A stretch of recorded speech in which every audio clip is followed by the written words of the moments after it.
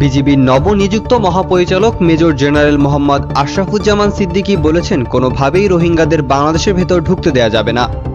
মিয়ানমারের অভ্যন্তরে চলমান সংঘর্ষের ঘটনায় এখন পর্যন্ত পরিস্থিতি আমাদের নিয়ন্ত্রণে রয়েছে।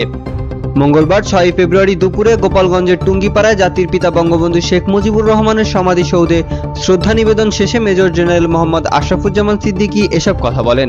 তিনি বলেন, দায়িত্ব গ্রহণের পর থেকে এখন পর্যন্ত মিয়ানমার ইস্যু নিয়ে কাজ করছি। আগামীকাল সীমান্ত পরিদর্শনে যাব। এখন পর্যন্ত পরিস্থিতি আমাদের নিয়ন্ত্রণে।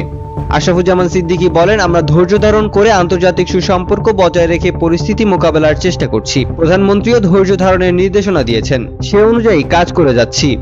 নবনিযুক্ত বিজিবির মহাপরিচালক বলেন, দুপুর পর্যন্ত মিয়ানমারের বর্ডার গার্ড পুলিশ, বিজিপি, সেনাসহ অন্য বাহিনীর 264 জন এসেছেন।